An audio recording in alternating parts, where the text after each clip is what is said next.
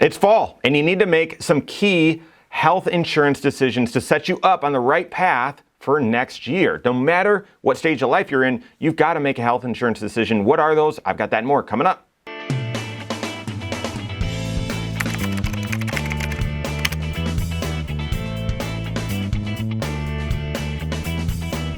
My name's Mike Bernard. I'm the host of the Wise Money Show. I'm also one of the certified financial planners right here at Korhorn Financial Group. Make sure you hit that subscribe button, turn on notifications, and smash that thumbs up button. All right, whether you are working in a career, maybe you're self-employed, maybe you retired early, that's fantastic, or later in retirement, there right now is the time that you've got to make some health insurance decisions for 2025. And we hear from clients a lot right now saying, hey, I've got these different decisions. It's my open enrollment. Let's do the math. Which one should I take? Blah, blah, blah. And so those are the decisions that you are facing. Let's get into it. Well, the first, like I mentioned, if you're in your career and you're working as an employee at a company that offers group health insurance, likely you've got your open enrollment coming up, or either right now, where you're making the decision about what health insurance you want to have for this next year. Our open enrollment here at KFG, I think is right now and goes for the next 30 days, something like that.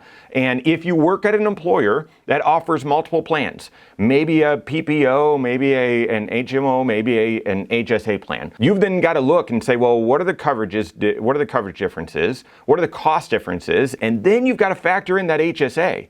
And so, okay, in the worst case scenario, if I hit my out-of-pocket max, but I've contributed to an HSA and I'm getting some tax benefits for that, what's my total out-of-pocket cost? And so there you've got to look and do the math. And your CFP, they're a geek. I know that for sure. And so we love doing the numbers. And yeah, there's no way of anticipating exactly what your health experience will be next year, whether you'll have something exciting and have a child, or it'll be boring, or maybe have some injuries like me. But you can do the math to say, well, if you hit your out-of-pocket max, here's the coverage that probably is going to be best. If you have a boring year, here's what coverage is going to be best. And if you're in between, here's what coverage is going to be best. And they can help you make a great decision with what health insurance plan to choose from through your employer next year. If you don't have a choice, then it's just making sure that you know what the new cost is and how your plan works and so on, so that you're prepared from a budgeting standpoint in your 3 bank account system. And then lastly, I would say, if that plan that either you have or you're selecting from your employer is a qualifying high deductible health plan, making you eligible to contribute to an HSA, you've got a decision now as to how much you want to contribute to your HSA next year out of your paycheck. There's 2 ways to make an HSA contribution if you're eligible. One is directly out of your paycheck. It saves you federal taxes, state taxes, but also FICA taxes. So there's an extra tax benefit. Versus if you just say, well, I'm not having them contribute to my HSA out of my paycheck, I'll just write a check, I'll just transfer the money. If you do that, then this becomes a deduction on the front page of your tax return. Still good, saves you federal taxes and state taxes, does not save you FICA. So normally you're going to want to make that decision now as to how much you're going to have them withhold from your paycheck to contribute to your HSA, and I would urge you to do the maximum. Why though? There's 6 areas to your financial life, because if doing the maximum means now your take-home pay is a lot less, creates tension somewhere else in your financial life, maybe it's not worth doing, but far too few people are maxing out their HSA, and your HSA is an incredibly versatile tool for your financial life. So that's the decision. That's the big decision you need to make. Work with your CFP if you're in your career and have a group health insurance plan. Second, if you don't have group insurance, whether that's because you are self-employed, maybe you retired early, there is a new thing within health insurance called an ICHRA, and I'm going to be doing some videos on that. I think it's like the next big thing. It feels like it's the next 401k. We'll see. But maybe you're on an ICHRA as well. Then you don't have necessarily group coverage, although an ICHRA would qualify as group coverage, but you're selecting an individual plan. And yeah, in the fall, you need to make sure that you're selecting the right plan for the next year. Many people just, it's on autopilot, I'll just roll it over to the next year. Maybe, maybe not.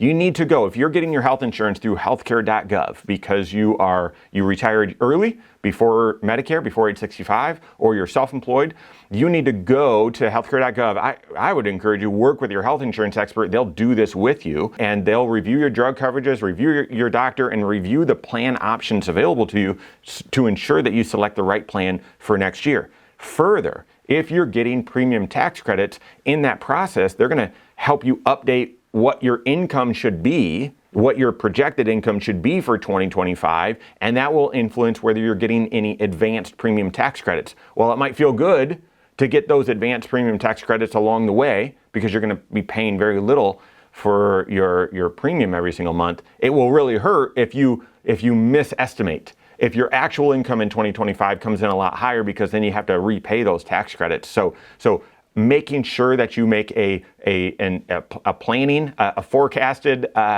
expectation for what your income is for next year can help you in this decision as well. And then finally, if you're in retirement, if you're age 65 or older or are turning 65 next year, this is open enrollment right now. It's Medicare open enrollment. There's a lot of open enrollment. So if you're not yet 65, but you're about to, you're going to have an initial open enrollment coming up right before you turn 65, the month you turn 65, the 3 months after. And so now's a good time to be planning for that, meeting with your insurance expert as well. But for those of you on Medicare, from October 15 to December 7, this is open enrollment. This is open enrollment. Now, what is that about? Well, here's the list. Here's the things that you can do during open enrollment. First thing is if you are on Medicare Advantage, so instead of traditional Medicare, which is A, B, D, and a supplement, if you're on Medicare Advantage, which many people are, I don't know the percentage, but lots of people are, this is the time where you can shop around, compare plans, can make a change from one Medicare Advantage plan to another.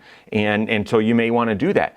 If you're on traditional Medicare, so A, B, D, and a supplement, this is also a time when you can shift from traditional Medicare over to an Advantage plan if you'd like to do that. And then the other big thing is you can change your drug plan during this time. And I don't know your situation, but a lot of times your prescription might change throughout the year. As you're going through whatever and working with your doctor, formularies may change, your prescriptions may change, and you want to make sure that your new plan covers your prescriptions appropriately. Also, coverages can change as well within prescription drugs.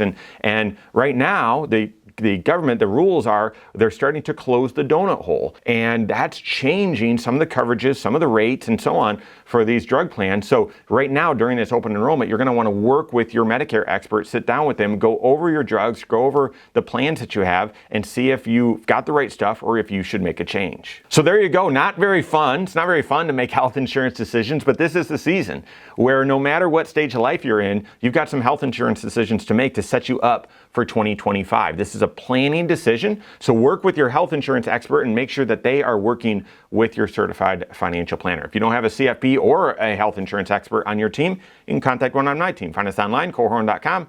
That's Korhorn with K, wisemoneyshow.com. You can find us there as well, or send us an email, info@korhorn.com. All right, there you have it. Go on, take your next wise step in your financial life.